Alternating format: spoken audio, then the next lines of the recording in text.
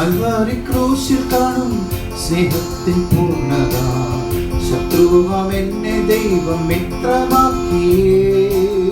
രക്തവും ചിന്തി യേശു നിന്നെ രക്ഷിപ്പാനായി.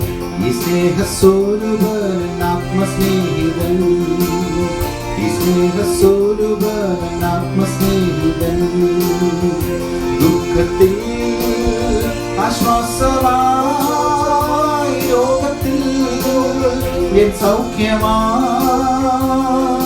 ഘോര വിപത്തുകളിൽ എന്നെ ശാശ്വത ഭുജങ്ങളാൽ മാർവോടണച്ചിടും. ഈ സ്നേഹസ്വരൂപൻ ആത്മസ്നേഹിതൻ, ഈ സ്നേഹസ്വരൂപൻ ആത്മസ്നേഹിതൻ. ദൈവനാമത്തിന് മഹത്വമുണ്ടാകട്ടെ. ഇന്നത്തെ പ്രഭാത ധ്യാനത്തിനായി 40-ാം സങ്കീർത്തനം 2-ാം വാക്യം. നാശകരമായ കുഴിയിൽ നിന്നും കുഴഞ്ഞ ചേറ്റിൽ നിന്നും അവൻ എന്നെ കയറ്റി. എൻ്റെ കാലുകളെ ഒരു പാറമേൽ നിർത്തി എൻ്റെ ഗമനത്തെ സ്ഥിരമാക്കി. രക്ഷയുടെയും പുനഃസ്ഥാപനത്തിൻ്റെയും പുതുക്കലിൻ്റെയും സാക്ഷ്യമാണ് ഈ വാക്യം.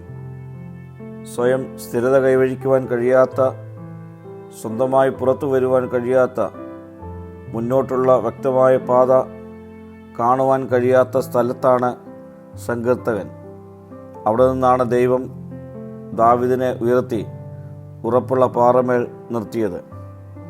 ദൈവം നമ്മെ കുഴഞ്ഞ ചേറ്റിൽ നിന്ന് പുറത്തു കൊണ്ടുവരുന്നവൻ മാത്രമല്ല, അവൻ നമ്മെ താങ്ങി നിർത്തുവാൻ മതിയായവനാണ്.